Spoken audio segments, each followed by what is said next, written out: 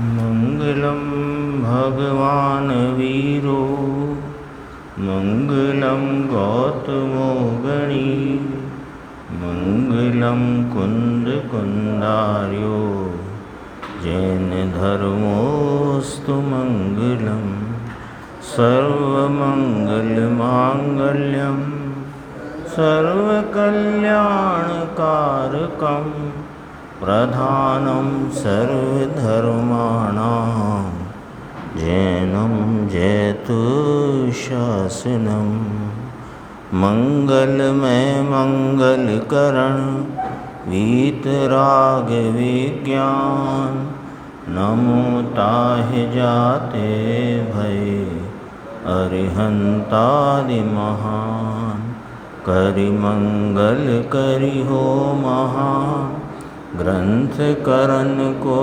काज याते मिले समाज सब पावे निज पद राज। इस भवतरु का मूल एक जानहु मिथ्या भाव ताको करि निर्मूल अब करिए मोक्ष उपाय। मोक्ष मार्ग प्रकाशक नाम का ग्रंथ है और इसके 7वें अधिकार में धर्म बुद्धि से धर्मधारक मिथ्या दृष्टि के संदर्भ में शास्त्र भक्ति के अन्यथा स्वरूप की चर्चा अपनी चल रही है। पेज नंबर 224 है। यहाँ कहते हैं तथा इन शास्त्रों में, यानी शास्त्रों के संबंध में इस अज्ञानी को जो धर्म बुद्धि से धर्म धारण करता है, धर्म तो क्या धारण किया है, धर्म बुद्धि से जो उसमें प्रवृत्त है, धर्म का तो अंश भी प्रकट नहीं हुआ है, तो वह शास्त्रों का भी परीक्षा किए बिना उनकी भक्ति में रहता है, विनय करता है, उनका बहुमान करता है, किंतु परीक्षा नहीं करता। तो इस संदर्भ में एक चर्चा तो ये आई थी कि केवली भगवान की वाणी है इसलिए वे पूज्य हैं, तो ये वाणी पूज्य है। फिर परीक्षा भी करे तो विरागता, दया, क्षमा, शील, संतोष आदि इनका निरूपण है, इसलिए यह जिनवाणी पूज्य है और इसकी आज्ञा माननी चाहिए। ऐसी गलत परीक्षा करता है, क्योंकि इन लक्षणों से जो जिनवाणी की परीक्षा करी ये तो अतिव्याप्ति लक्षण है। ऐसे निरूपण तो अन्य शास्त्रों में भी पाए जाते हैं। अब बात आगे बढ़ती है। तथा इन शास्त्रों में त्रिलोक आदि का गंभीर निरूपण है, इसलिए उत्कृष्टता जानकर भक्ति करता है। उसे लगता है कि देखो 3 लोक के आकार प्रकार, उसके विस्तार की सब जानकारी इसमें गंभीरता से और सूक्ष्मता से की गई है, इसलिए यह पूज्य हैं। ऐसी उनकी उत्कृष्टता जानकर भक्ति करता है। तो कहते हैं परंतु यहाँ अनुमान आदि का तो प्रवेश है नहीं, इसलिए सत्य असत्य का निर्णय करके महिमा कैसे जाने। अब उसमें तुम कोई अनुमान तो ले नहीं सकते कि जम्बूद्वीप थाली के समान 1 लाख योजन विस्तार वाला है, फिर लवण समुद्र 2 लाख योजन वाला है, 14 राजू उतंग यह 3 लोक है। इसमें अनुमान तो चलता नहीं, अनुमान चलता नहीं है और सत्य असत्य का निर्णय तुमको है नहीं है, इसलिए तुम्हारी की गई महिमा भी महिमा नहीं है। कोई कहे तो इसमें तो आपने ही कहा था कि जो अप्रयोजन भूत, जो 3 लोक के विस्तार, मध्य लोक के, ऊर्ध्व लोक के, अधोलोक के विस्तार आदि का वर्णन जो शास्त्रों में आया है वो आज्ञा अनुसार मानना। तो आज्ञा अनुसार मानना, लेकिन वे शास्त्र तुम्हें उनका जो अन्य निरूपण है जिनमें अनुमान और न्याय और युक्ति 3 का प्रयोग हो सकता है, उससे तुमने यदि शास्त्रों की परीक्षा करी है तो उनकी परीक्षा की जाने पर अन्य जो विषय हैं उनको आज्ञा से स्वीकार करे। कितनी जिम्मेदारी है। पहले ही कहा था आपने कि ये विषय तो आज्ञा से मानना, पर ये विषय आज्ञा से तब मानना, पहले शास्त्र सही हैं, ये तुमने प्रयोजनभूत तत्वों के संबंध में युक्ति और न्याय और सत्य अनुमान द्वारा यदि उनका निर्णय करके शास्त्रों को प्रमाणिक स्वीकार किया है तो फिर सब आज्ञा मानो। आया था ना वर्णन। तो कहते हैं सत्य असत्य का निर्णय करके महिमा कैसे जाने। अब इसको सत्य असत्य का निर्णय नहीं तो इसकी महिमा करना भी व्यर्थ है, कोई इसका यानी अन्यथा भक्ति में गई वो। हम भी कहते हैं जिनेन्द्र परमात्मा ने जो शास्त्रों में उल्लेख आया कि जम्बूद्वीप, लवण समुद्र, पुष्करवर द्वीप या जो भी आए वर्णन, वो जैसा वर्णन आया हमने माना और बहुत उसमें गंभीरता से सूक्ष्मता से सब वर्णन है। काल आदि के विस्तार का वर्णन, क्षेत्र के विस्तार का वर्णन तो हम मानते हैं। तो हम मानते हैं, महिमा करते हैं कि तुम्हारी महिमा इसलिए अन्यथा है क्योंकि उसमें जो रहे प्रयोजन भूत का तो तुमने निर्णय किया नहीं। प्रयोजन भूत का युक्ति न्याय से बराबर निर्णय करे और फिर ये आज्ञा से माने तो तेरी महिमा सत्य है, अन्यथा ये महिमा भी तेरी महिमा नहीं है, तो शास्त्रों की अन्यथा भक्ति में गई है। तो ये आज्ञा स्वीकार है। तो कहा इसलिए इस प्रकार इसको इस धर्म बुद्धि से धर्म धारक नाम को प्राप्त व्यवहाराभासी मिथ्या दृष्टि को सच्ची परीक्षा नहीं होती। यहाँ माने जिनवाणी में तो जिनेन्द्र परमात्मा के यानी सर्वज्ञ परंपरा में आए शास्त्रों में तो अनेकांत रूप सच्चे जीवादि तत्वों का निरूपण है। बराबर जैसे जीव अजीव आश्रय बंध संवर निर्जरा मोक्ष इनका निरूपण किया गया है और अनेकांत रूपता से किया गया है। अनेकांत रूपता कैसी है कि जीव जीव है, अजीव नहीं, अजीव अजीव है, जीव नहीं। जीव की परिणति में स्वरूप का भान नहीं होने से आश्रय बंध रूप पर्याय उत्पन्न होती है, उससे संवर निर्जरा नहीं, और स्वरूप का भान होने पर संवर निर्जरा उत्पन्न होती है, आश्रय बंध रुकते हैं। तो वो संवर निर्जरा है, वो आश्रय बंध रूप नहीं, अनेकांत।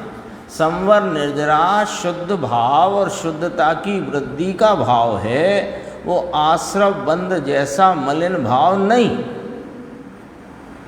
अजीव से जीव का कार्य होता नहीं, जीव से अजीव का कार्य होता नहीं, ऐसा अनेकांत स्वरूप जिनेन्द्र परमात्मा के शास्त्रों में कहा गया है। इनकी बराबर परीक्षा तो करे नहीं। आगे तो लेंगे सात तत्व के अन्यथा स्वरूप वाले का जो वर्णन है उसमें तो ये लिया कदाचित शास्त्रों जैसा ही जानकर समझकर और उसकी प्ररूपणा भी करता है, उनके स्वरूप को अन्य लोगों के बीच प्रतिपादन भी करता है, लेकिन भाव भाषण नहीं है तो उसकी स्थिति भी हाँ सात तत्वों के संदर्भ में अन्यथा रूप है। देखो अब कहते हैं और जिनेन्द्र परमात्मा के ये जिन शास्त्रों की परीक्षा का यहाँ पर कसौटी दी है, ये दो पंक्ति में कैसे कि जिन शास्त्र किसे कहना, कि जिन शास्त्र उसे कहना कि जिसमें जीव अजीव आश्रय बंध संवर निर्जरा मोक्ष ये सात तत्वों का स्वरूप भिन्न भिन्न सात तत्वों का स्वरूप, उनका स्वरूप भिन्न, वे भिन्न भिन्न तत्व हैं, तो एक तत्व को दूसरे तत्व में मिलाए, एक तत्व से दूसरा तत्व समझे जाने माने, तो वो उसको शास्त्र की अन्यथा परीक्षा है। तो शास्त्र की सच्चाई क्या है कि शास्त्र की सच्चाई ये है कि उसमें जीवादि सात तत्वों का अनेकांत रूप से वर्णन किया गया है। जो अपन ने अभी देखा, जीव है उससे अजीब नहीं, अजीब से जीव नहीं। फिर दूसरा कि सच्चा रत्नत्रय रूप जो भाव है वही मोक्ष मार्ग है, ऐसा दिखलाया है, उसका नाम शास्त्र है। सच्चा रत्नत्रय रूप मोक्ष मार्ग माने स्वरूप आलम्बन से उपजी हुई अपने चैतन्य स्वरूप की प्रतीति, उसका संचेतन और उसमें रमणता, इसका नाम है सच्चा रत्नत्रय। यही मोक्ष मार्ग है, अन्य नहीं। ऐसा जिस शास्त्रों में, जिन शास्त्रों में निरूपण है तो उनकी परीक्षा इस कसौटी पर करें। तो जिन शास्त्रों में तो दया दान आदि के परिणाम को भी, व्रत आदि के परिणाम को भी मोक्ष मार्ग निरूपित किया है, तो कहा है कि सच्चे रत्नत्रय रूप मार्ग को मोक्ष मार्ग बताया है। और ऐसे सच्चे रत्नत्रय रूप मोक्ष मार्ग में प्रवर्तित जो ज्ञानी साधक हैं, उनको उनकी भिन्न भिन्न भूमिकाओं में किस किस प्रकार का व्यवहार होता है, उसका दिग्दर्शन कराया है। मोक्ष मार्ग तो सच्चे रत्नत्रय को ही बतलाया है, ये वाली बात है। उसी से जैन शास्त्रों की उत्कृष्टता है। बोलो, इस आधार पर यदि जैन शास्त्र आपको शास्त्र रूप, पूज्यता रूप, महिमा रूप लगते हैं तो आपको शास्त्रों की सच्ची भक्ति है, अन्यथा वह भक्ति अन्यथा भक्ति है ना, भक्ति का अन्यथा रूप है। बोलो, जिम्मेदारी बड़ी के घटी जिम्मेदारी बहुत है। शास्त्र, अब कहते हैं ना, अभी जैसे गुरुदेव श्री का जब उदय नहीं हुआ था तब सामान्यतया शास्त्र स्वाध्याय नील के बराबर थी, होगी थोड़ी बहुत, कहीं होती भी होगी, पर नील लगभग नील थी। और जो जिनवाणी जिन आयतनों में, मंदिरों में रखी होती थी, वह सिर्फ धोख देने के काम आती थी। अर्घ चढ़ाओ, धोख दो, क्यों कि देव शास्त्र गुरु, 3 का हमें कोरम पूरा होना चाहिए।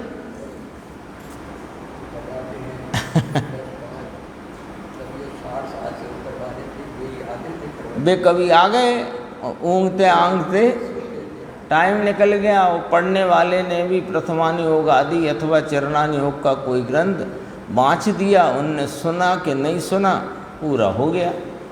तो वो उसमें क्या चल रहा है, उसमें मिथ्या दर्शन पुष्ट हो रहा है। ये बड़ी विचित्र बात है कि वो तो हाँ, वे तो नहीं जानते, पर पंडित जी के अनुसार, जो पंडित जी ने यहाँ कहा, वर्णन किया, उसके अनुसार देखो तो वे आकर के मात्र मिथ्यात्व का ही पुष्ट कर रहे थे, मिथ्यात्व को ही पुष्ट कर रहे थे। कैसे कि उसकी परीक्षा ही नहीं करी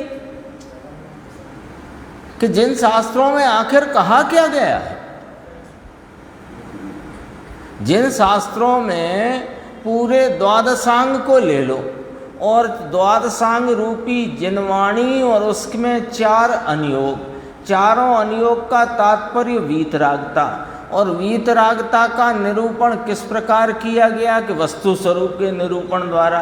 तो वस्तु स्वरूप का निरूपण और एक मोक्ष मार्ग का निरूपण, 2 बातें आती हैं। वस्तु स्वरूप का निरूपण माने जीवादि तत्वों का निरूपण, और मोक्ष मार्ग का निरूपण माने सच्चे रत्नत्रय रूप जो स्वरूप की प्रतीति, स्वरूप संचेतन, स्वरूप रमणता रूपी सम्यक दर्शन, सम्यक ज्ञान, सम्यक चारित्र है। एक यही मोक्ष मार्ग है, ऐसा जिसमें वर्णन है, वे ही शास्त्र हैं, ये परीक्षा नहीं करी।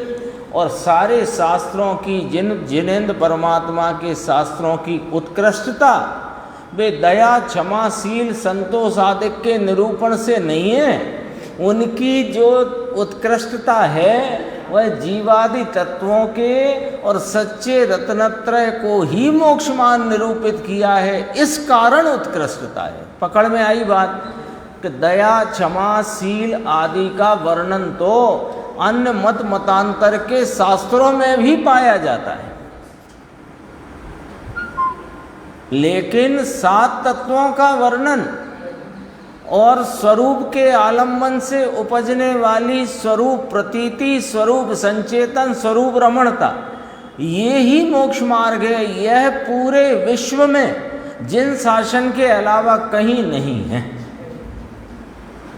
पूरा ब्रह्मांड ले लो, उस ब्रह्मांड में कहीं भी ये चर्चा जिन शासन के सिवाय कहीं नहीं पाई जाती, इसलिए उत्कृष्टता है। बोलो, कोई 5 तत्व कह रहा है, कोई 6 तत्व कह रहा है, वो एक पुद्गल के ही 5 भाव अलग अलग कर दिए, पानी, अग्नि, वायु आदि इत्यादि और उनसे जीव उत्पन्न हुआ और जीव गया सो उनमें विलीन हो गया। अपने पास आती हैं चिट्ठियाँ, लाइट चली गई, उसमें ये वर्णन आता है कि 5 तत्व में विलीन हो गए। कौन से तत्व? 5 तत्व पता ही नहीं है कुछ हिसाब। तो कहा कि सच्चा रत्नत्रय रूप मोक्ष दिखलाया है, उसी से जैन शास्त्रों की उत्कृष्टता है। उसे नहीं पहचानते, क्योंकि ये पहचान हो जाए तो मिथ्या दृष्टि रहती नहीं। इस प्रकार शास्त्र भक्ति का स्वरूप कहा। लो, ये क्या बात कही अंत में। ऐसे ही गुरु भक्ति के अन्यथा स्वरूप में यही बात फरमाई थी कि यदि सच्चे गुरु की पहचान हो जाए तो दृष्टि मिथ्या रहती नहीं, और शास्त्रों की सच्ची पहचान हो जाए तो दृष्टि मिथ्या रहती नहीं। ये वाली बात आई थी ना, इसको चालू करना।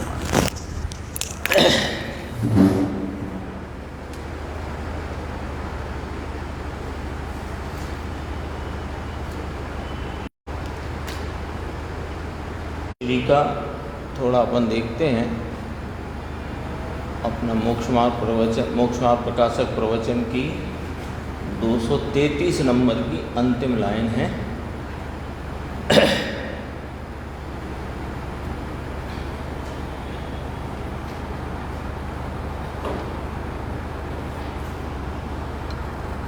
आ जाता, अभी मैं पढ़ता हूँ तब तक।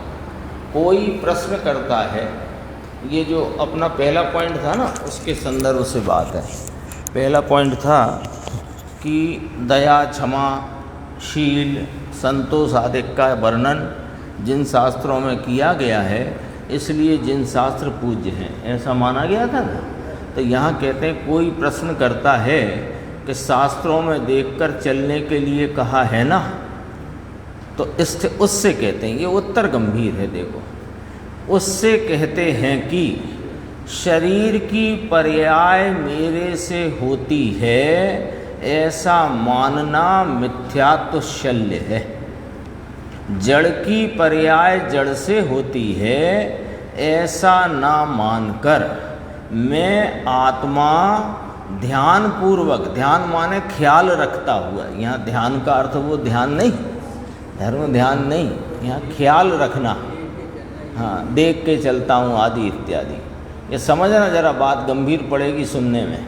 मैं आत्मा ध्यान पूर्वक यानी प्रयत्न पूर्वक शरीर की ऐसी क्रिया करूं, यानी देखकर सावधानी से चलूं अथवा इस प्रकार शरीर को रखूं तो जीव बच जाएंगे, ऐसा मानने वाला जैन नहीं है।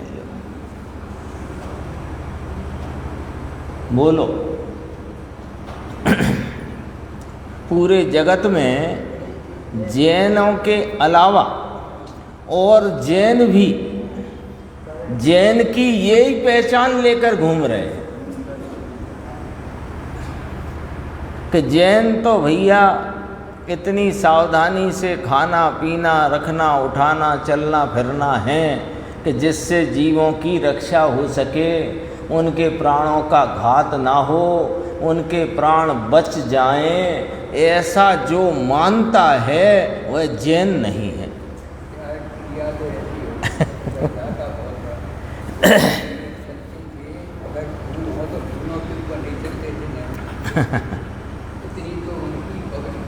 वो परिणाम आना, उस प्रकार का परिणाम आता है। क्यों आता है कि कषाय की मंदता में उस प्रकार का परिणाम रहता है। एक बात, उसे धर्म मानता है, उससे धर्म मानता है अथवा दूसरे के प्राणों की रक्षा मानता है, ये जैन नहीं है, अज्ञानी मिथ्या दृष्टि है।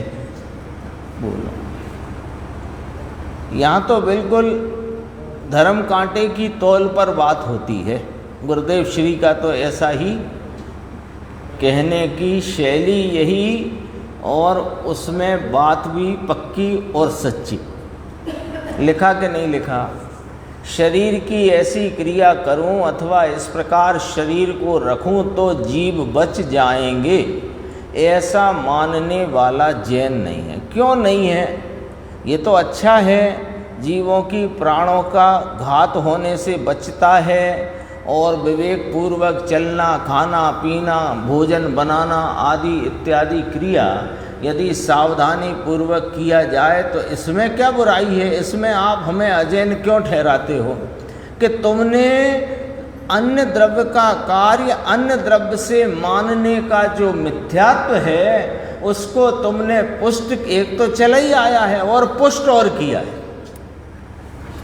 इसलिए तुम जैन नहीं, ऐसा कह दिया है। देखो आगे स्पष्ट करते हैं, यदि आत्मा की इच्छा से शरीर का कार्य होता हो तो फिर शरीर में रोग क्यों आता है? बताओ, बताओ। आत्मा की इच्छा से शरीर की क्रिया होती हो तो वह शरीर और आत्मा दोनों पराधीन, और जगत में अणु अणु स्वाधीन है।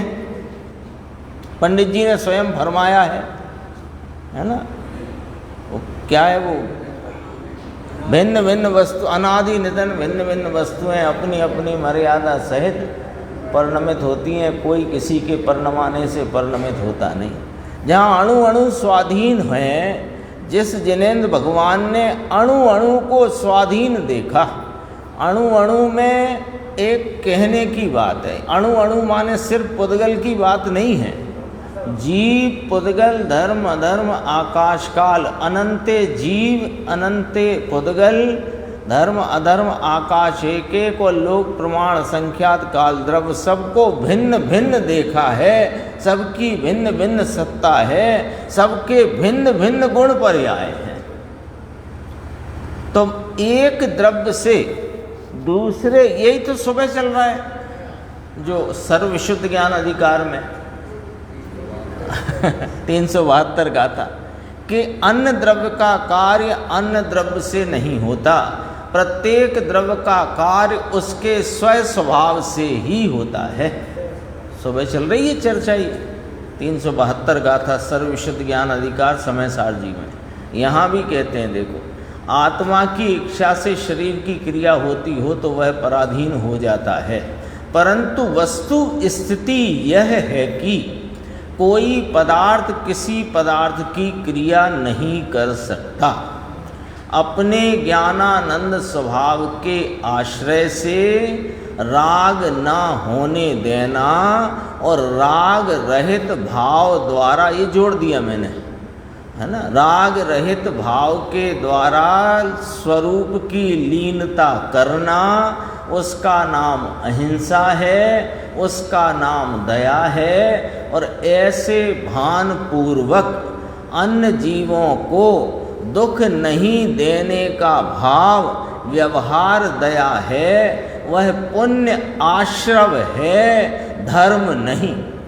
जो भाई साहब फरमाते थे ना कि गुरुदेव चलते थे तो नीम के पत्ते फूल आदि भी हों तो बराबर ध्यान दे के चलते थे, तो वो उनको इस बात का बराबर भान है था कि एक द्रव्य से दूसरे द्रव्य के ना प्राण हरे जा सकते न बचाए जा सकते, एक द्रव्य दूसरे द्रव्य की किसी क्रिया को कर सकता नहीं, और ऐसा भान होने पर अंतरंग में अन्य जीवों को दुख न पहुँचे, ऐसा जो भाव उत्पन्न हुआ इसका नाम व्यवहार दया है। तो निश्चय दया कौन सी?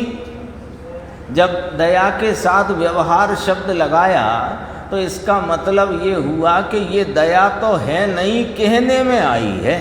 तो फिर असली दया कौन सी? कि वह ऊपर की पंक्ति में कहा, अपने ज्ञानानंद स्वभाव के आश्रय से राग न होने देना और राग रहित भाव द्वारा इस वीतराग स्वरूपी आत्मा की लीनता करना, ये ही वास्तविक सच्ची असली अहिंसा है और दया है।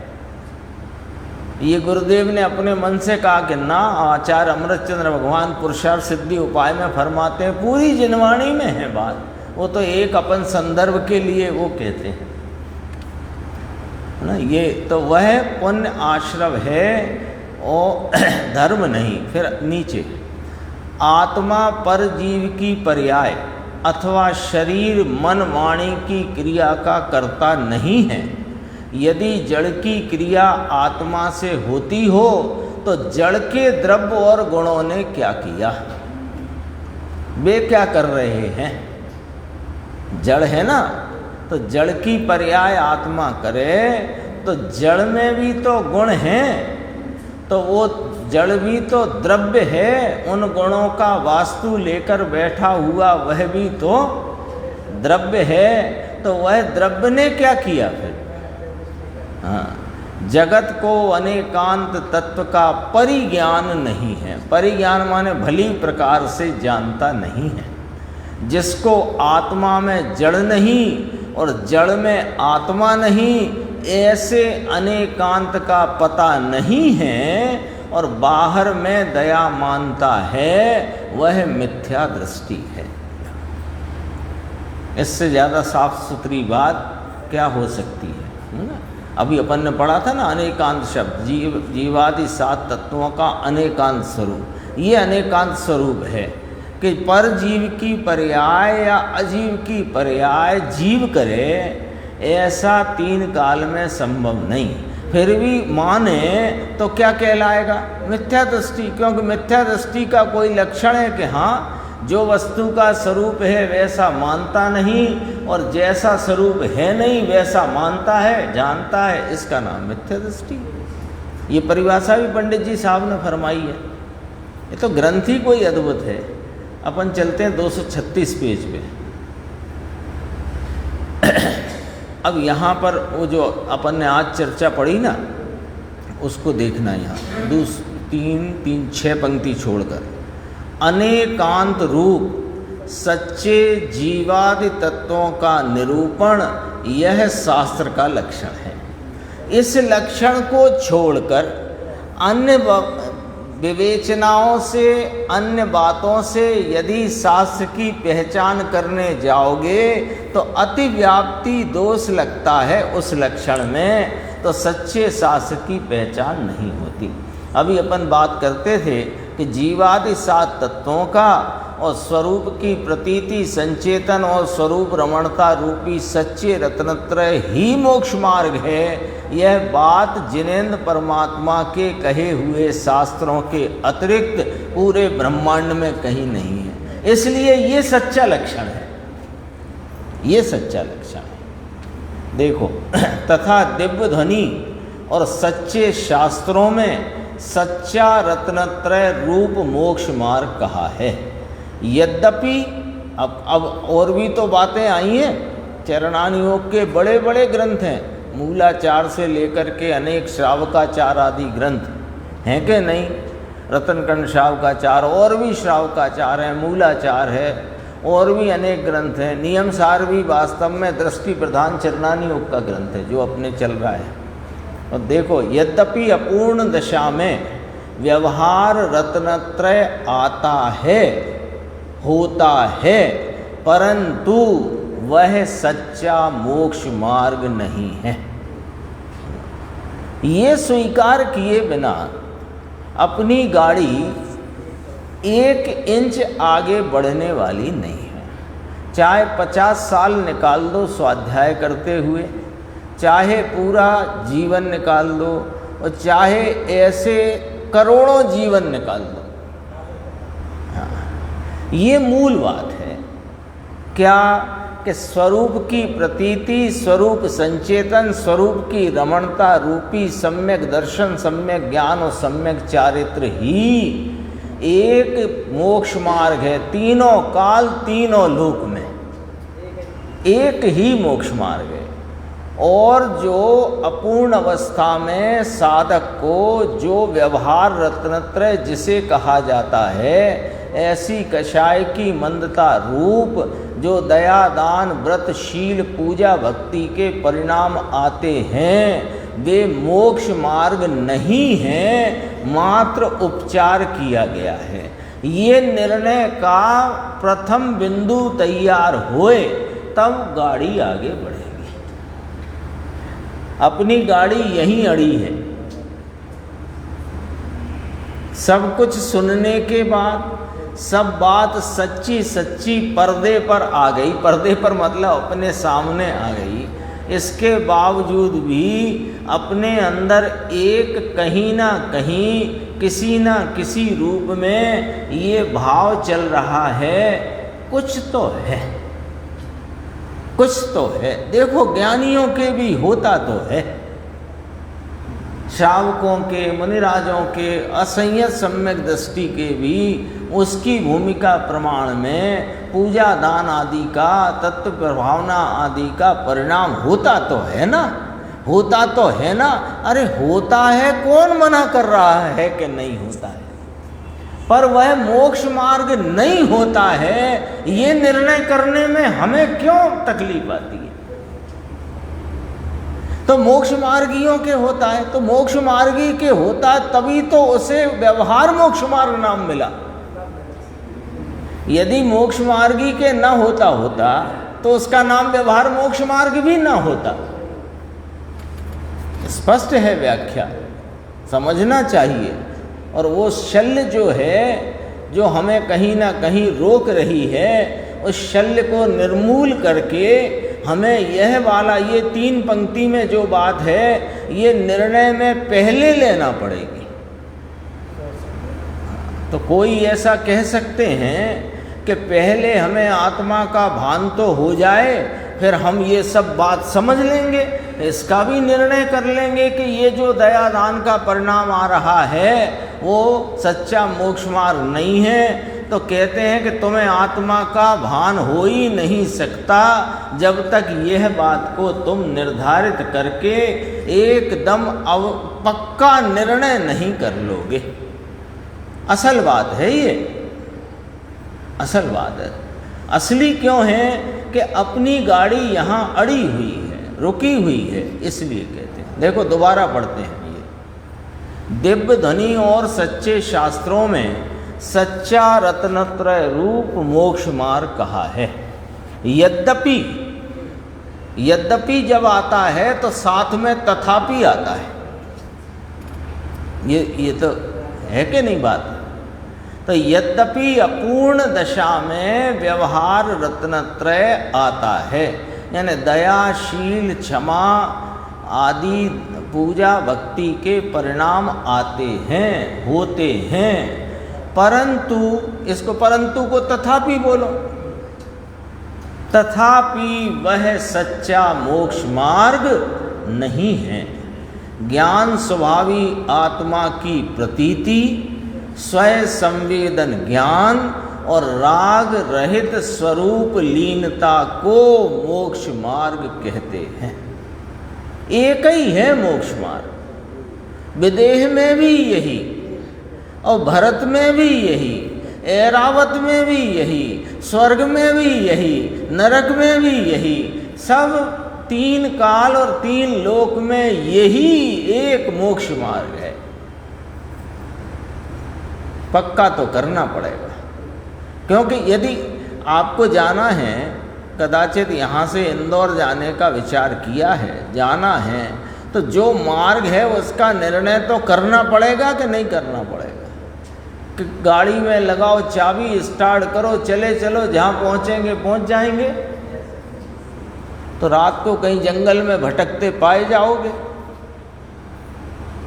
मार्ग का जो मार्ग है उसका निर्णय किए बिना कैसे चलोगे?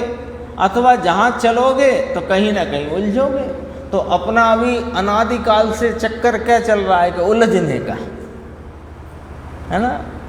वो एक होता है, एक अभी लौकिक में होता है ना, खाना बदोश, जिनका कोई घर नहीं, ठिकाना नहीं, इधर से गए उधर, इधर से गए उधर, 10-20 दिन उधर काटे, 10-20 दिन इधर काटे।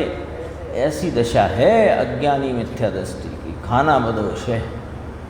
कैसे करके कदाचित स्वर्ग चला गया, कुछ सागर आदि की लंबी आयु भी हो गई, वहाँ से भी फिर धक्के खा करके निकलना तो पड़ता ही है। खाना बदोश है।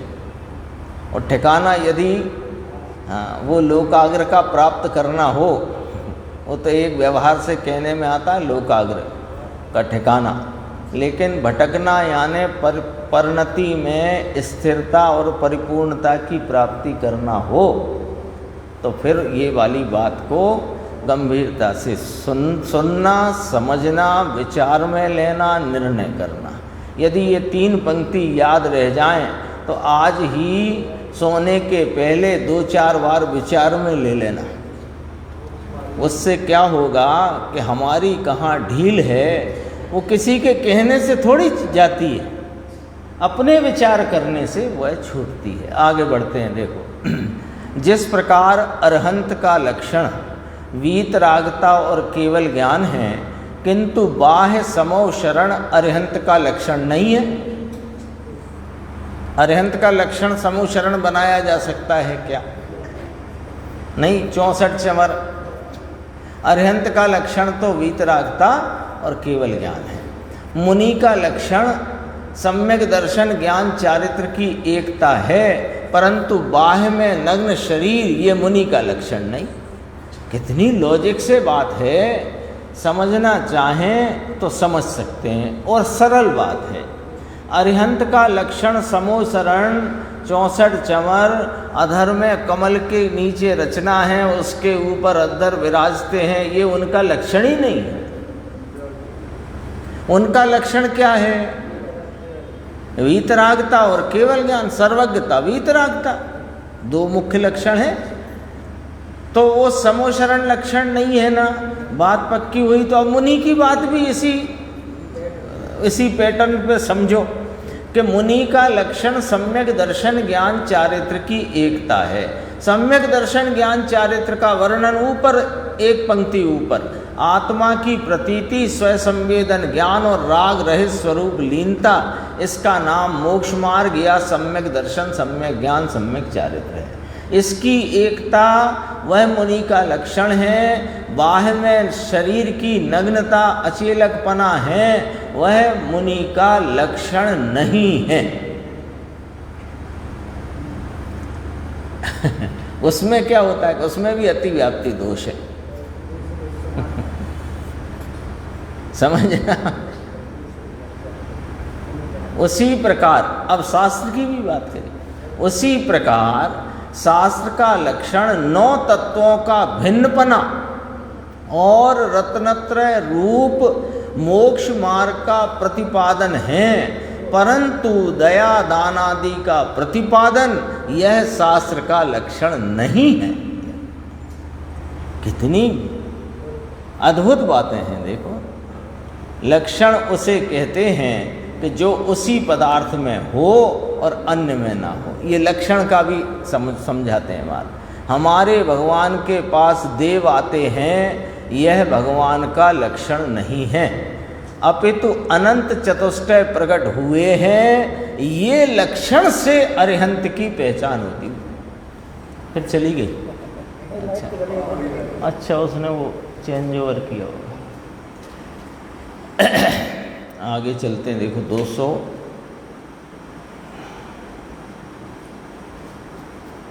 37 पे है आगे। ये ऊपर से ही पढ़ लेते हैं। आत्मा को मोक्ष मार्ग आया नहीं, आ जाएगा। आत्मा को मोक्ष मार्ग पर से नहीं होता, व दया दानादिक से भी नहीं होता। पर से नहीं होता, दया दानादिक से भी नहीं होता।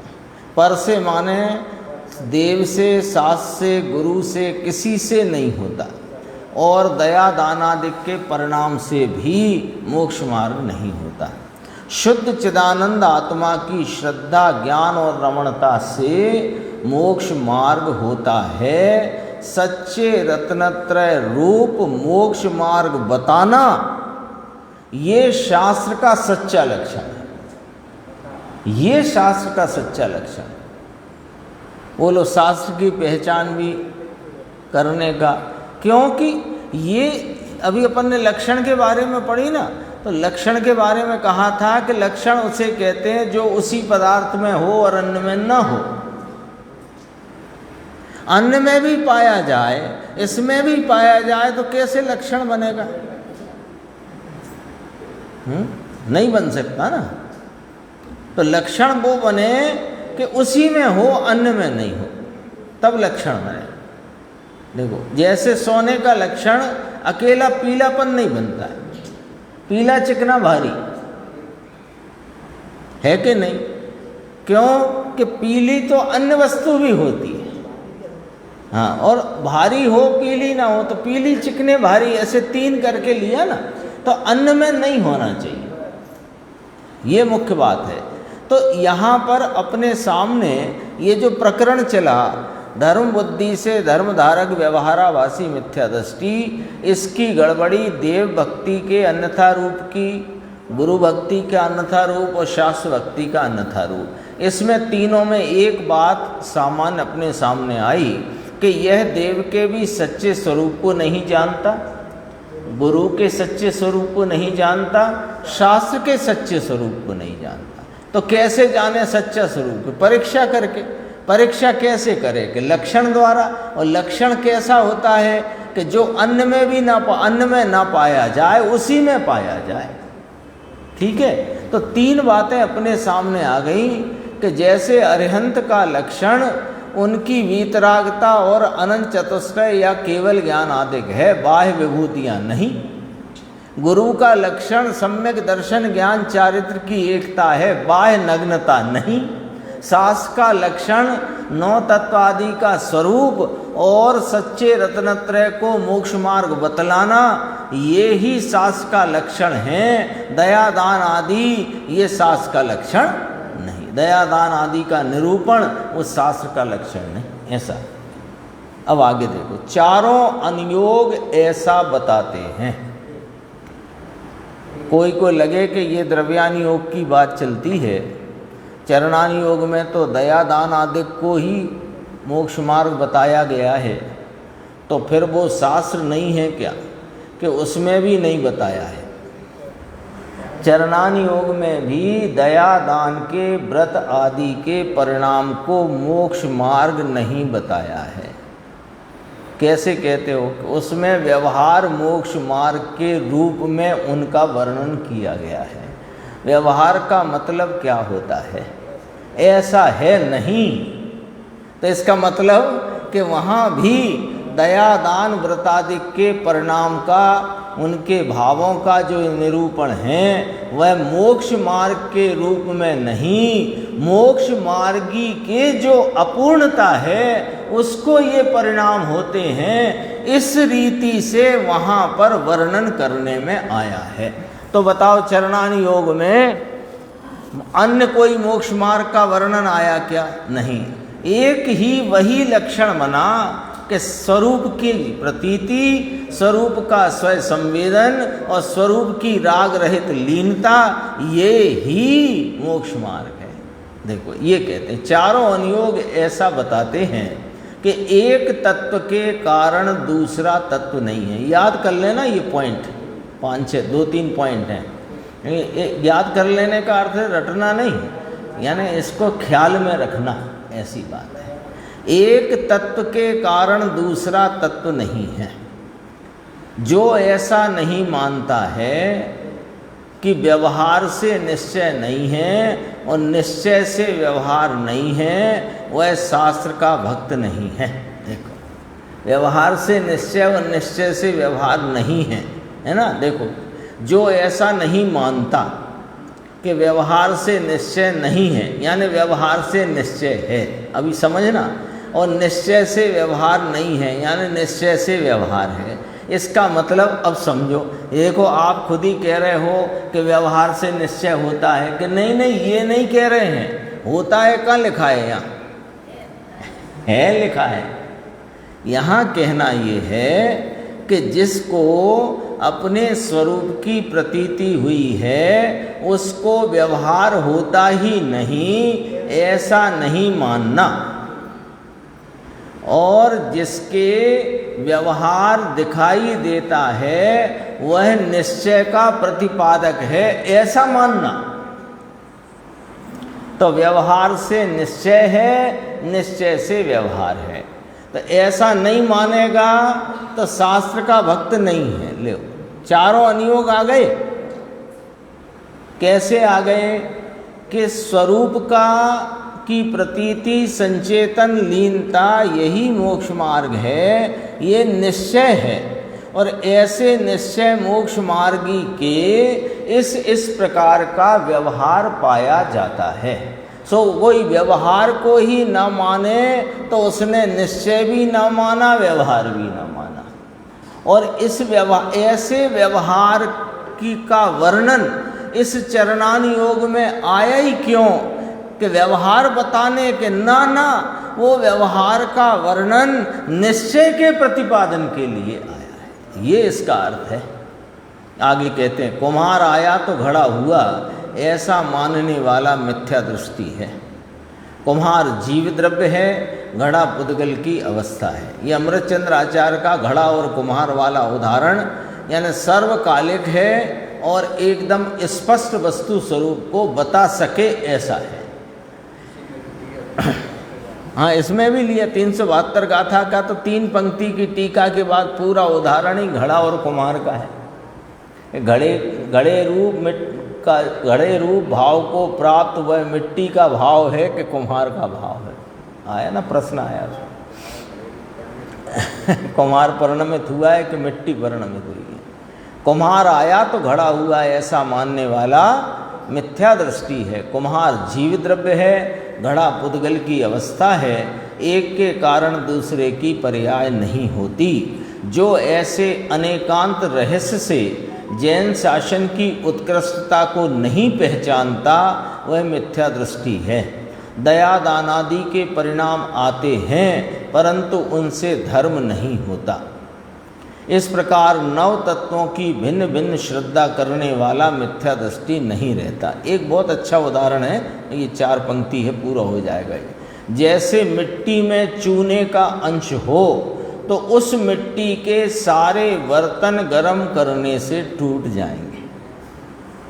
मिट्टी जिससे कोई बर्तन बनाए गए हों उसमें चूने का अंश हो मिट्टी में, और उस मिट्टी के बने बर्तन नियम से गर्म करने पर टूट जाएंगे। चूने का अंश हो मिट्टी में तो हाँ, क्यों कि चूना है ना उसमें, तो वो गर्म होने से फैलता है, तोड़ देता है मिट्टी को। अब देखो क्या कहते हैं, सारे बर्तन इसमें, ये तो उदाहरण। अतः जिसको मिट्टी की और चूने की भिन्नता का ज्ञान नहीं है उसके सब बर्तन टूट जाते हैं बनाता रहे दिन भर बर्तन, लेकिन वहाँ जहाँ से मिट्टी ला रहा है वहाँ मिट्टी और चूना उनकी दोनों की भिन्नता का ज्ञान नहीं है, उसके सब बर्तन टूट जाते हैं।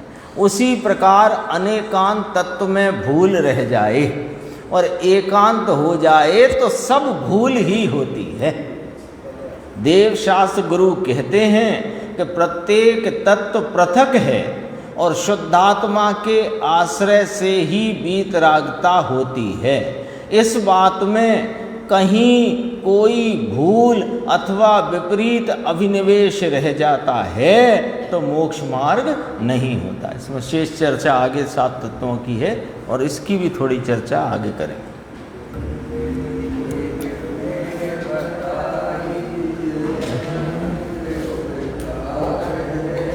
उसके लिए जिनवा